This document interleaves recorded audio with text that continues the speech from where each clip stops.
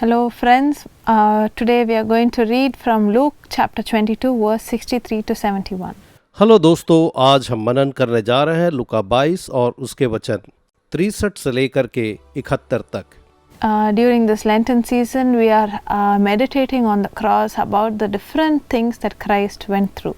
उपवास काल के इन दिनों में प्रभु यीशु मसीह जिन अलग अलग परिस्थितियों से गुजरे, हम उन सब के बारे में मनन कर रहे हैं। And he did it all just for us.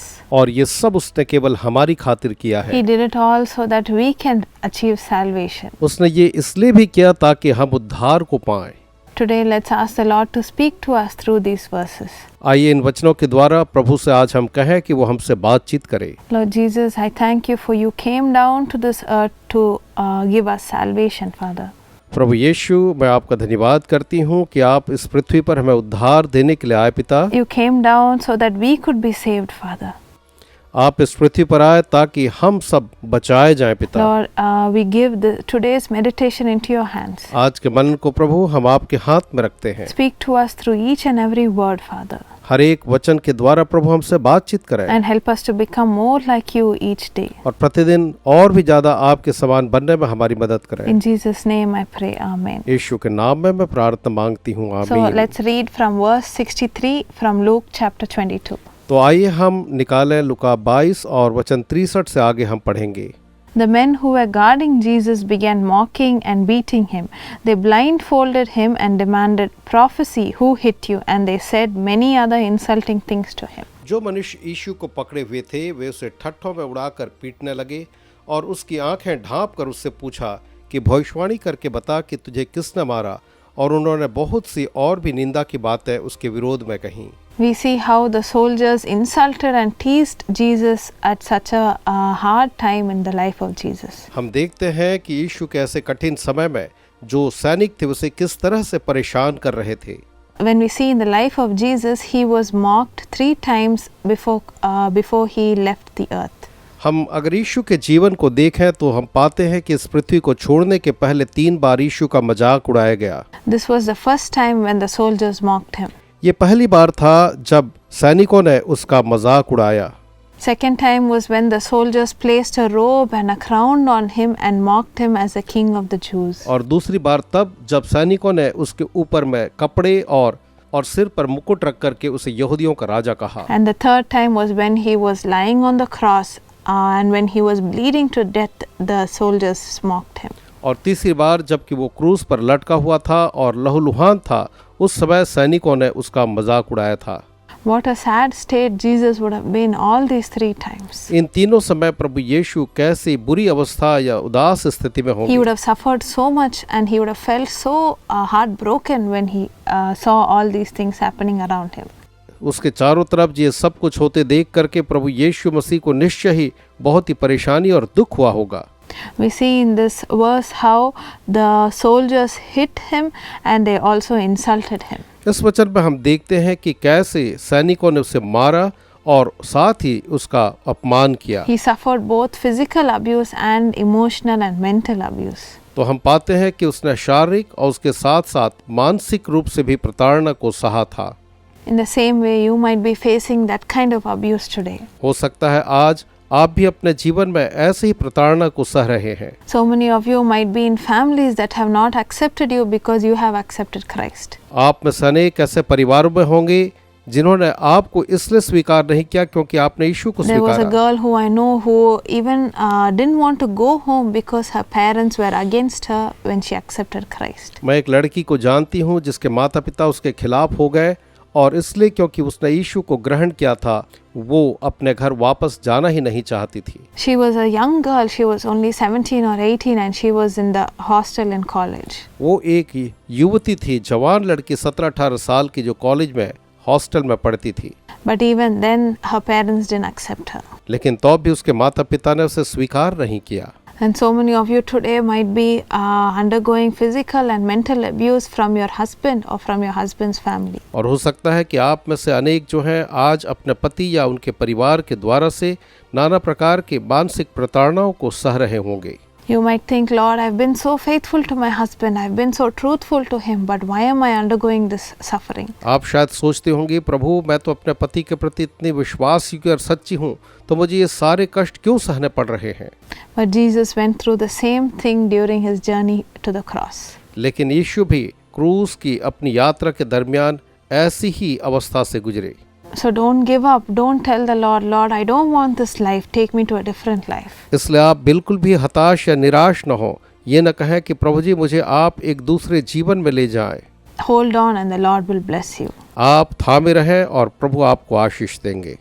This happened in the life of my auntie who underwent emotional abuse in her family.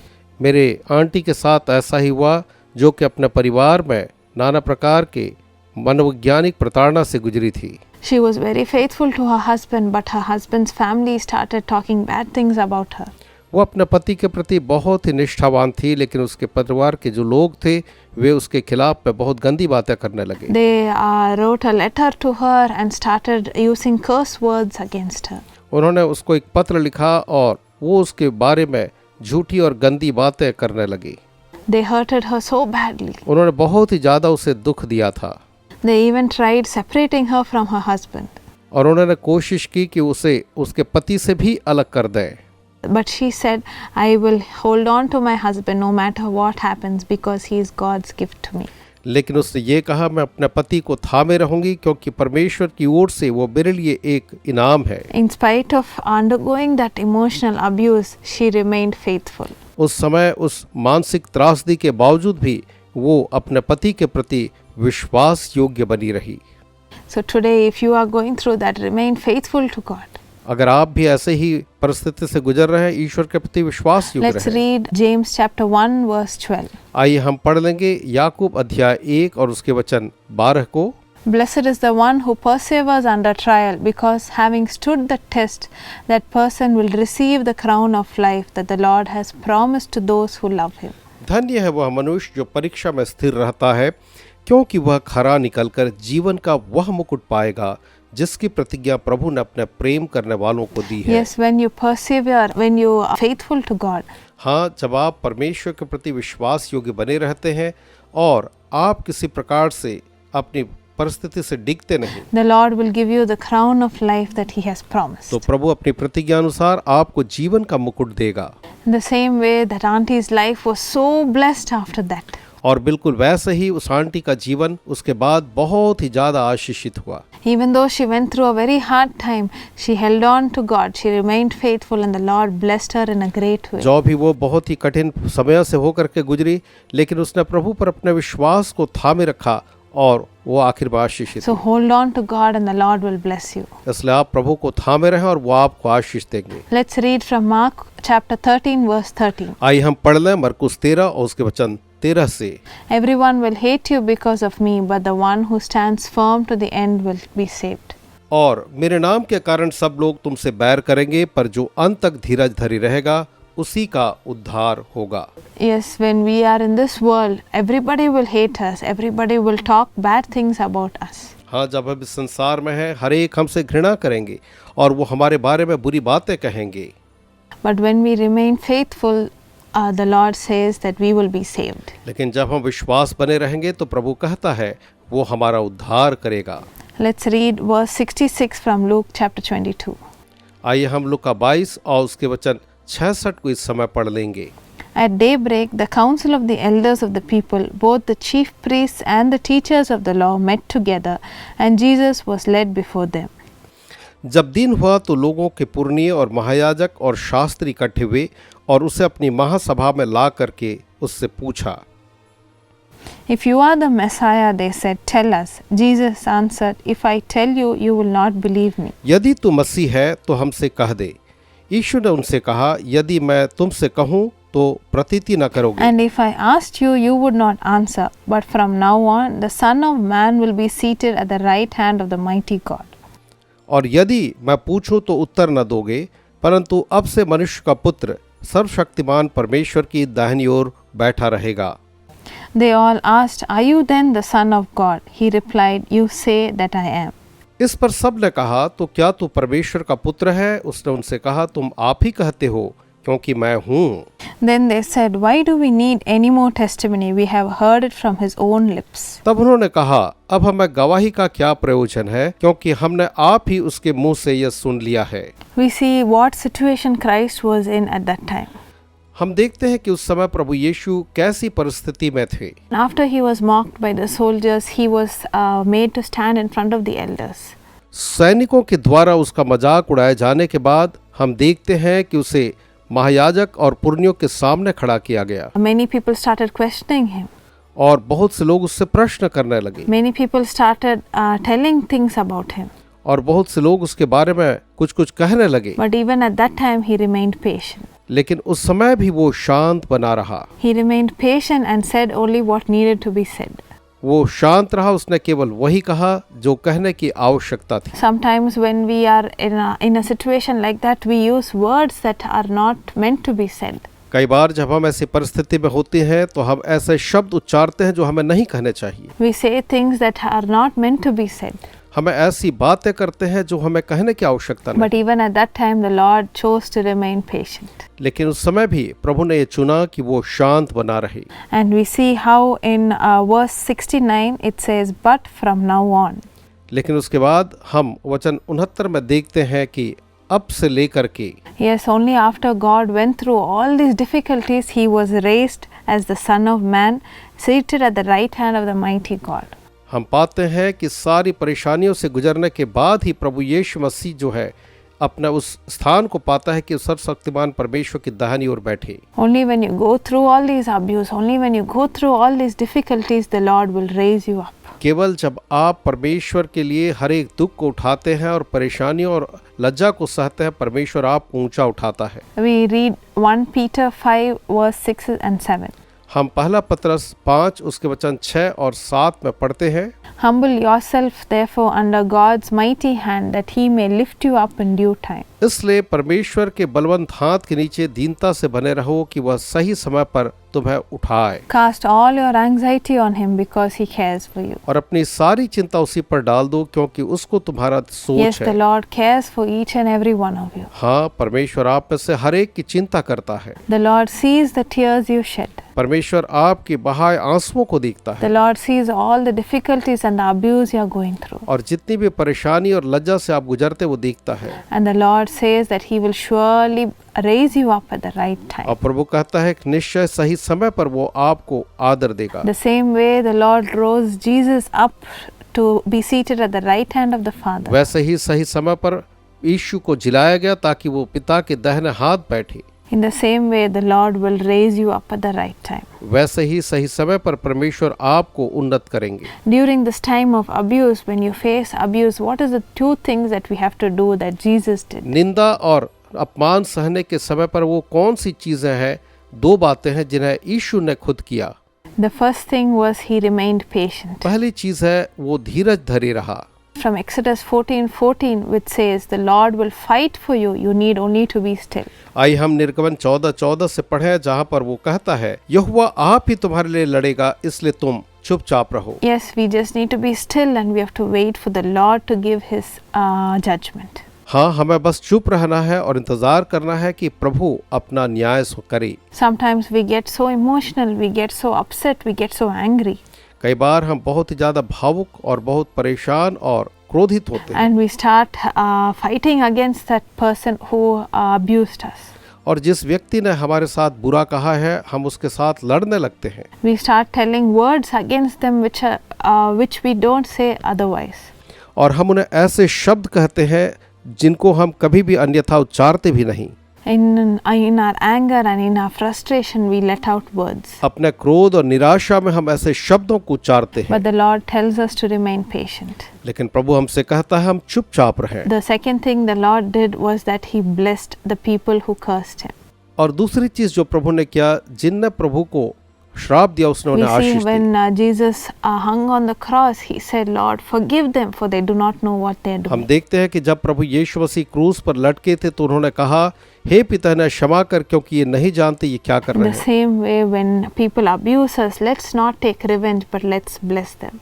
वैसे ही लोग जब हमारे खिलाफ गंदी बातें करते हैं तो हम पलटा न लें पर उन्हें आशीष दें। Let's always remember that the Lord will judge them accordingly, and it is not right on our part to take revenge.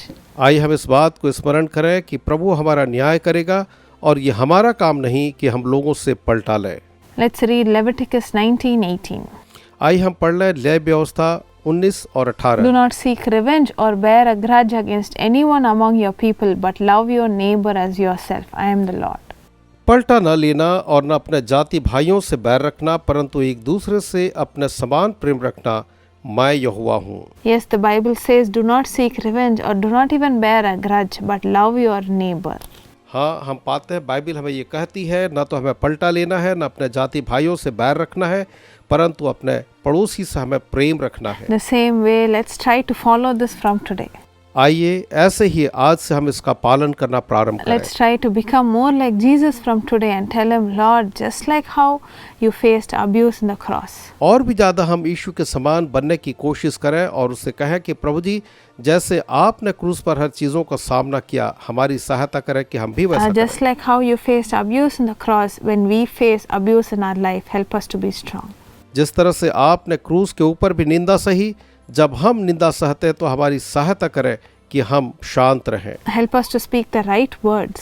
और हमारी सहायता करें कि हम सही शब्दों को उच्चारें। Help us to react in the right way. हमारी सहायता करें कि हमारी प्रतिक्रिया बिल्कुल सही तरीके की I हो। read a beautiful quote that says, it was not nails that bore Jesus on the cross, it was love. मैंने एक खूबसूरत कहावत को सुनी जो कहता है कि ये कील नहीं थे जिन्होंने यीशु को क्रूस पर संभाले रखा, लेकिन ये उसका प्रेम था जो यीशु को क्रूस पर संभाले रखा। Yes, just because he loved each and every one of us, he chose to be crucified. हाँ, इसलिए क्योंकि उसने हम सबसे प्रेम करना चुन लिया, इसीलिए उसे क्रूस की सजा सहनी पड़ी। Just because he loves each and every one of you, he decided to go through these abuse. इसलिए क्योंकि वो आप में से हर एक से प्रेम करता है, उसने निर्णय लिया कि वो उन सारी निंदा की बातों को सहे। And just because he loved us so much, he came down on this earth just to give his life for us. और इसलिए क्योंकि वो हमसे बहुत ही ज़्यादा प्रेम करता है, वो इस पृथ्वी पर आया ताकि हम में से हर एक के लिए अपने प्राणों को निछावर करे। Let's read James 1 verse 2 to 4. आइए हम याकूब 1 वचन 2 से वचन 4 तक पढ़ेंगे। Consider it pure joy, my brothers and sisters, whenever you face trials of many kinds. हे मेरे भाइयों, जब तुम नाना प्रकार की परीक्षाओं में पड़ो तो इसको पूरे आनंद की बात समझो। Because you know that the testing of your faith produces perseverance. यह जानकर कि तुम्हारे विश्वास के परखे जाने से धीरज उत्पन्न होता है। Let perseverance finish its work so that you may be mature and complete, not lacking anything. पर धीरज को अपना पूरा काम करने दो कि तुम पूरे और सिद्ध हो जाओ और तुम में किसी बात की घटी न रहे। Yes, when we face trials in this world, let's consider it joy because the Lord faced the same kind of trials. हाँ, जब हम इस संसार में परेशानियों का सामना करते हैं तो इसे आनंद की बात समझें, क्योंकि प्रभु ने भी हमारे लिए ऐसा ही When we सहा। persevere through this trial, we will have a lot of faith. और जब हम इस परखे जाने के समय से गुजरेंगे तो हमारा विश्वास बढ़ता जाएगा। We will start believing in Christ more. हम और भी ज़्यादा प्रभु यीशु पर विश्वास We करेंगे will know that no matter what happens in my life, the Lord is always with me. और हम ये जानेंगे कि चाहे मेरे जीवन में कुछ भी क्यों न हो, प्रभु जो है वो मेरे साथ है। Yes, that is the reason you are going through abuse today. हाँ, यही कारण है कि आज आप निंदा सह रहे हैं। That is the reason God is making you walk through this path today. यही कारण है कि आज इस रास्ते पर आप प्रभु के द्वारा In चल the रहे future, हैं। the Lord is going to use this situation to turn the lives of other people around. और आज की इस परिस्थिति को परमेश्वर आने वाले भविष्य के दिनों में बहुत से लोगों के जीवन को बदलने के लिए काम में लाएंगे। The Lord is going to use your life as a testimony for others. और परमेश्वर आपके जीवन को औरों के लिए गवाह के रूप में, गवाही के रूप में So काम में लाएंगे। today, if you're going through trials, consider it joy and find the strength in the Lord. इसलिए आज अगर आप परखे जा रहे हैं, कष्ट से गुजर रहे हैं, तो इसे प्रभु के आनंद की बात समझें। Tell the Lord everything. Tell him, Lord, I'm going through this. Give me the strength to go through this. आप प्रभु को सब कुछ बताएं और कहें, प्रभु मैं इन सब से गुजर रहा हूँ, इसके लिए आप मुझे बल और सामर्थ्य दें।